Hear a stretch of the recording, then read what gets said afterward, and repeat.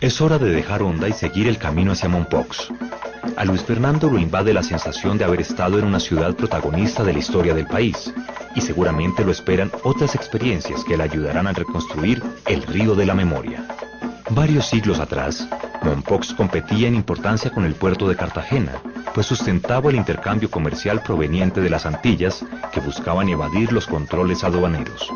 La ciudad fue próspera cuando familias ricas se asentaron en este lugar que tenía la virtud de no inundarse en épocas de lluvias. La situación cambió cuando el río tomó un nuevo curso y Mompox quedó fuera de la ruta principal. Rafael Campo tiene la historia fresca y es la persona que le abrirá las puertas a Luis Fernando para explorar en los recuerdos de la gente. Te quería preguntar, ¿por qué ha sido importante Mompox para Colombia? Mompox es un punto equidistante entre la costa atlántica y el interior del país. Por tal razón, estas ciudades de Cartagena y Santa Marta, asediadas por piratas después de su fundación, hacen que las familias pudientes de estas zonas se vengan buscando un punto o un sitio seguro para su comercio, para sus capitales y sus viviendas, y encuentran el sitio ideal en Mompox. El río juega un papel importantísimo en todo este rol de la ciudad, y es de que por el río nos entra todo. Rafa, ¿y la música, el arte en general? También entró por el río, también vino por el río. El río nos trajo todo. Ajá. Llegaron por el río en champanes los grandes pianos de Europa. Sí. En Mompox se estableció una cultura musical extraordinaria. Nosotros no somos nombrados en el panorama nacional como los fundadores o los hacedores del chandé o de las tamboras, porque era que Mompox tenía su música. Sí. Mompox hizo su música. ¿Y cuál era esa música? La música que se hizo en Mompox fue basada en los ritmos europeos de la época. La polca, la mazurca, la contradanza, la danza, el danzón. Y eso se estiló en Mompox y los bailes de Mompox se hacían con este tipo de música.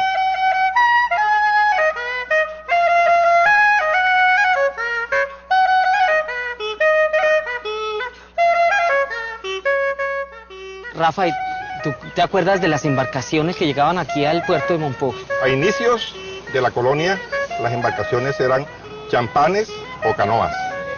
Posteriormente a los champanes ya vinieron los barcos a vapor y la navegación se hace mucho más efectiva, mucho más rápida y alcanza mayores distancias. Recuerdo dos nombres que fueron muy típicos en nuestro brazo de Mompox: el barco David Arango y el barco Capitán de Caro. Venían con mucha frecuencia a Mompox, eran barcos muy grandes, con unas ruedas en la parte de atrás, y llevaban dentro de sus especialidades, llevaban hasta orquestas. Era un espectáculo verlos llegar y un espectáculo verlos partir.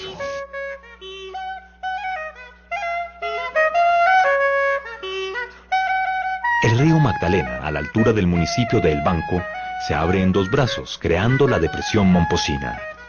A finales del siglo XVIII, el brazo que rodea la población de Mompox disminuyó drásticamente su caudal. Esto generó una desconexión comercial y el florecimiento de puertos como el de Magangué.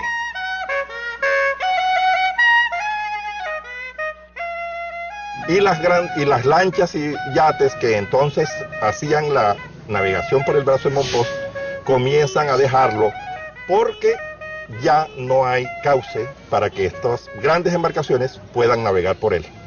Esto nos trae una consecuencia terrible, y es que el comercio se baja. Las grandes familias de comerciantes y acaudaladas que en Mompox habían, emigran entonces hacia Barranquilla, hacia finales del siglo XIX. Comienza entonces Barranquilla a coger ese auge que posteriormente tuvo y aún tiene como la ciudad comercial e industrial del país, y se convierte en la puerta de oro de Colombia. Mompox se va quedando relegada entonces en la historia, y fíjate qué paradoja: todo lo que nos trajo el río se lo llevó nuevamente. Eso es paradójico para nosotros los momposinos. Solamente que a través decimos o nos contentamos diciendo que esa desgracia que nos trajo el secamiento de nuestro brazo fue favorable porque nos mantuvo entonces como en latencia, cuidando y manteniendo intacto lo que hoy en día conoces como el centro histórico de Mompox, lo que en 1995 nos dio la dicha de que se convirtiera Mompox en el patrimonio histórico y cultural de la humanidad, por su centro histórico muy bien conservado. Hay otras expresiones culturales que se mantienen vivas gracias a la voluntad de artistas populares. Es el caso de la orfebrería, que llegó con los españoles, y en Mompox se encontró manos hábiles y trabajadores pacientes que desarrollaron el arte de la filigrana. Buenos días, Máximo. Buenos días. ¿Cómo estás? Bien, bien. Mucho gusto. A la orden. Luis Fernando Franco. Máximo. ¿Cómo está? Bien, bien. Siéntese. Bueno, gracias, amigo. Máximo, cuéntame, ¿cómo nació la orfebrería en Mompox? La orfebrería en Mompox nace a partir de que llegan los españoles desde Cartagena por el río. Los españoles llegan aquí, se asientan, y como este era un puerto de mucho comercio en esa época, donde se hacía mucha artesanía, y como a través del río llegaba el oro de Antioquia, entonces los españoles trajeron sus joyeros y comenzaron a hacer las piezas, elaborar piezas acá en Mompox, esa época. Y el joyero mompocino superó esa técnica también, y es cuando aparece la filigrana. La visita a la casa de Máximo le permite detenerse en los detalles de la vida cotidiana de los mompoxinos. Máximo, ¿qué es la filigrana? La filigrana viene del término fili, hilo, grana, grano. La unión de dos hilos llevándose a un determinado calibre dependiendo del diseño de la pieza. Ya se le da el calibre al hilo para hacer la filigrana. Se tienen los dos hilos estos. Vas enrollando. Y voy entorchando. Cuando uno lo entorcha dan como granos, que es esto. Todo el diseño Arriba, interno. cuando uno entorcha o rellena, se ven puros granitos. Y ahí es donde está la técnica. ¿Ya? Máximo, ¿cómo aprendiste la orfebrería? Esto lo aprendí por mi padre. Yo trabajo la joyería desde los 10 años.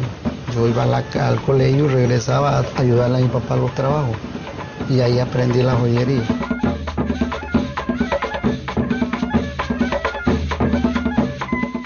¿Y ahora hay cuántos orfebres así reconocidos en Mompox? Cantidades. No Muchos. pasa más de 200. Sí. Sí. O sea que todavía se vive aquí, Se- el pueblo vive de la orfebrería. Claro, aquí se vive Pues- de la orfebrería. Yo todo el tiempo vivo de la orfebrería. Mi papá nos educó con la orfebrería. Ajá, qué bien. ¿Ya?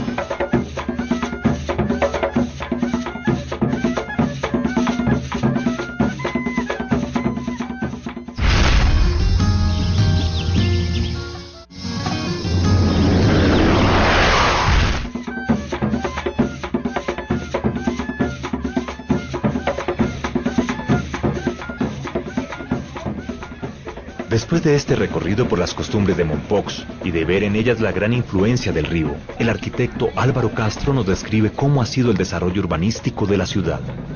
Todavía existen grandes casas donde se respira aire fresco en medio de la intensidad del sol de la región, calles que siguen el curso del río, iglesias cuidadas como tesoros. Álvaro, cuéntame cómo fue el desarrollo urbanístico de Mompox. En Mompox no existe el marco de la plaza como tal.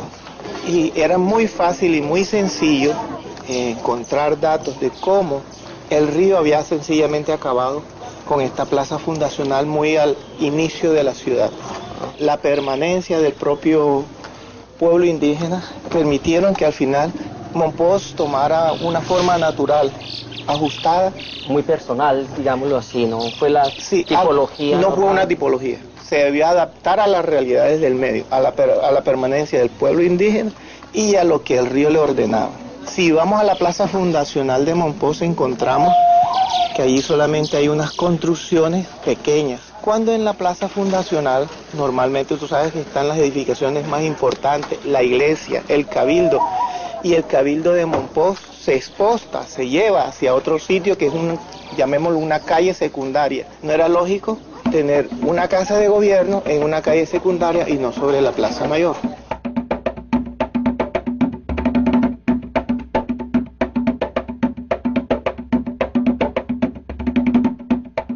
Oye, ¿y dónde vivían entonces las familias adineradas de este momento?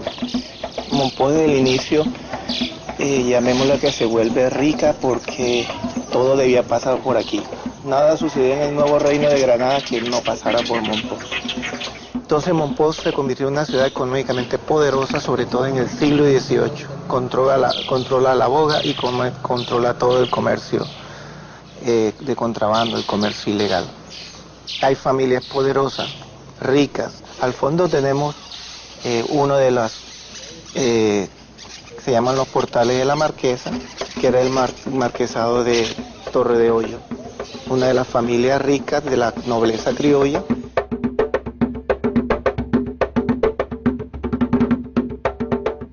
El tamaño a veces nos llama mucho la atención porque parecen hechos para personas grandes, de gran tamaño, pero no, buscaban era sobre todo, digamos, tenían dos cosas. Uno, ajustarse a este medio ambiente tan fuerte, sobre todo el clima que nos afecta y nos da duro durante gran parte del año, es muy poco a las épocas frescas. Y la otra era que con la arquitectura también se marcaba la importancia de la familia. En el caso de Monpós se presenta una particularidad. Estas casas señoriales, este gran portón, nos da acceso por un zaguán y llega a un espacio que es una especie de doble galería. Ese espacio es el más importante de la casa en Monpós. Por una sencilla razón, todo lo cotidiano, todo lo que se haga en la casa, absolutamente todo, se hace en ese espacio. Y allí descansa la gente, pasa el calor, recibe a los amigos, hace la tertulia, hace las fiestas, absolutamente todo lo hace en ese espacio de doble galería.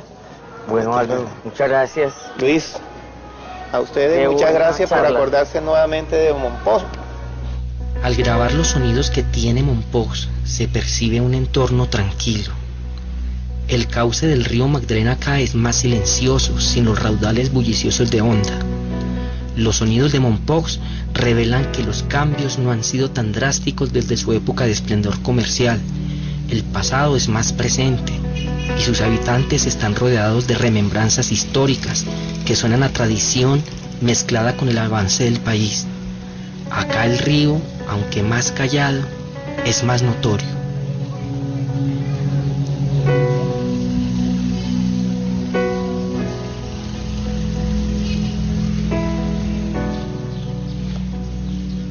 Hey, ¿está libre?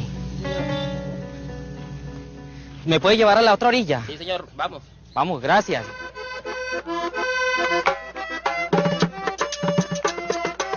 El río es el punto de referencia para todas las actividades en la región. Luis se mueve atraído por la invitación que le hicieron unos acordeoneros del otro lado. En Puerto Jaime lo esperan para cantarle y mostrarle parte de su cultura.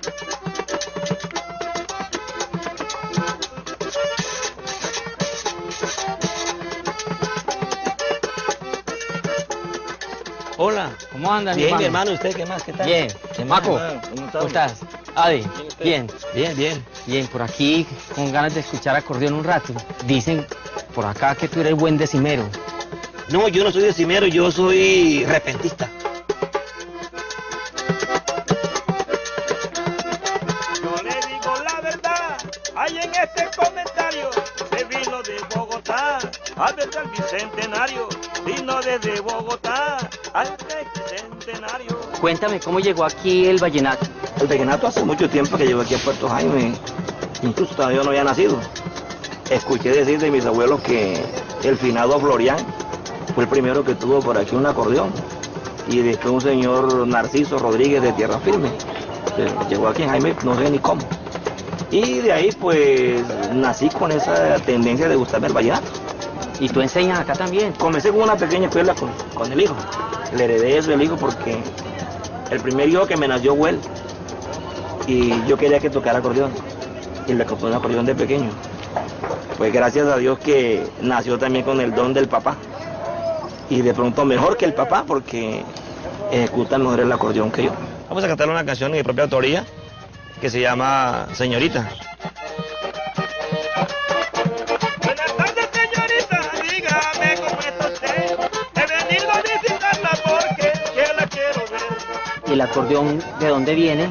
Parece que el acordeón llegó por los puertos de Cartagena, Santa Marta y Riohacha, que eran los puertos marítimos en esa época de la colonia. El vallenato no comenzó con el acordeón, comenzó con los chicotes. Los chicotes son las flautas y los millos. Con el pasar del tiempo, el acordeón fue llegando como llegaron los celulares ahora. Llegaron no saben por dónde y se expandieron por todos los rincones. Así pasó con el acordeón. Aquí en la ribera del río siempre se ha escuchado el chandé, el mapalé y la cumbia, pero parece que esos aires se están como extinguiendo. Esta muchacha le dijo, fui yo quien lo autoricé, que llegara hasta aquí para ponernos de acuerdo. Teo, ¿y tú por qué crees que se están extinguiendo estos ritmos que antes habitaban por toda la orilla del río? Esto se debe también al cambio generacional y también el adelanto en la parte electrónica, la ciencia, la tecnología. Ha cambiado mucho todo esto y la juventud ya no baila cumbia, no baila mapalé, pero en cambio sí le baila un reggaetón. Entonces el cambio generacional también ha hecho cambios. Por eso ya el vallenato no se toca como se tocaba antes, como lo tocaba Alejandro Durán con caja, guacharaca y acordeón. Ya le metieron bajo, le metieron sintetizador, le metieron órgano, le metieron cualquier cantidad de aparatos para no quedarse rezagado, porque de lo contrario esta música estuviera no sabe dónde, no se escuchara vallenato.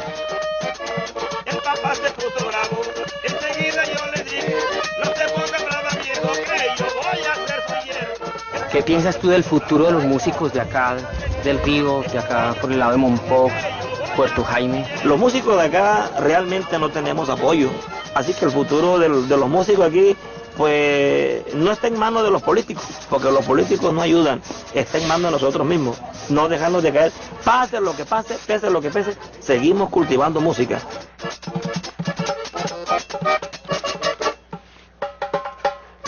Maco, mil gracias, mi hermano. No, a sus órdenes siempre. Seguíamos para el otro lado. Está bien. Teo, mil gracias. Bueno, Lucho, que esté bien. Ade, adelante con el acordeón. Chao.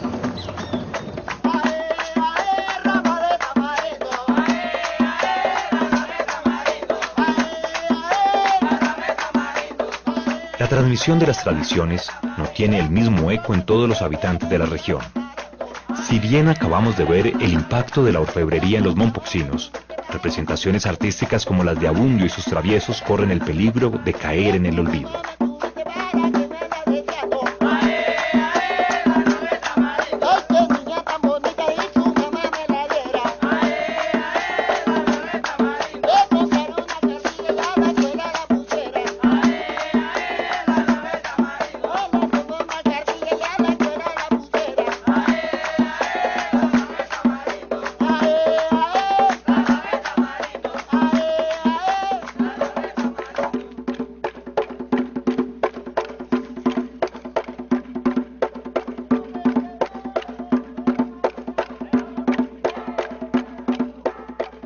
Hola Luis, ¿cómo estás? Buenos días. No, buenos días, mano, ¿cómo le ha ido? Bien, la familia. Bien, bien, gracias, adelante. Bueno, gracias, Raúl. Bien. Venía por aquí a que me contaras historias de las danzas y la música. No, listo, le contamos. Raúl, ¿y quién te enseñó a ti la música? Hombre, Lucho, yo te digo la verdad, yo soy una persona muy empírica, yo no, hasta la presente he tenido maestro. En Mompox había mucho carnaval en esa época, por allá en los años 60. Claro que venía desde atrás, lo que pasa es que ya yo, en esa época ya yo tenía 10, 11 años y empecé a conocer lo que era el carnaval y empecé a conocer cantidades de danzas que venían por el río, en champanes, en canoa, en lancha. Venían de toda la ribera y se concentraban en Mompox el día sábado de carnaval. Y aquí se hacía carnaval en Mompox y duraban todo ese poco de danza aquí, los 3 días de carnaval.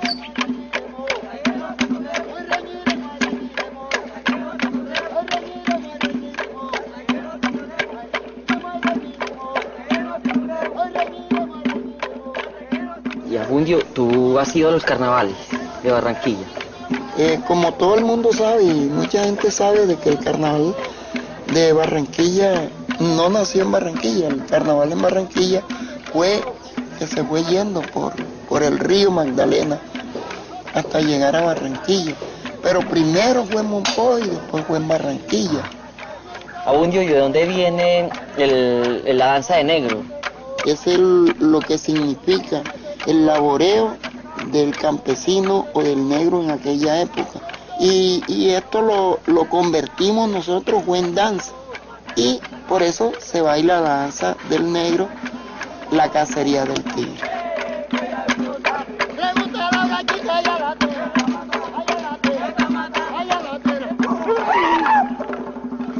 Compadre, vamos a matar un tigre que está por ahí mamándose la gallina.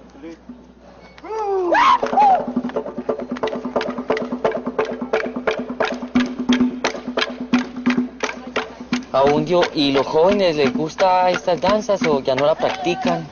Son contadas las personas que vienen y les gustan lo que nosotros hacemos. Ya hoy en día la juventud, ellos están embaucados en lo que es el trabajo de la champeta moderna. Yo le doy gracias a los hijos míos porque a ellos toditos les ha gustado esto. Ellos son músicos, tocan, bailan, porque también son bailadores.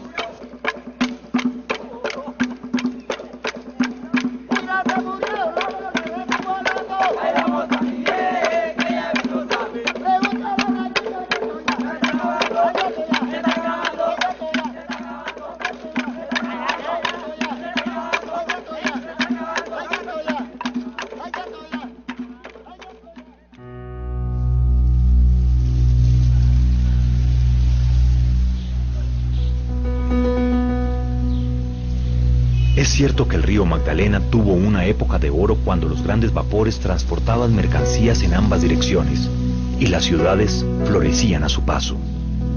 De aquellos años quedaron las huellas de grandes bodegas, muelles, negocios ribereños, arquitectura colonial y republicana, calles llenas de historia y una marca de cultura que todavía permanece en los habitantes de estas poblaciones.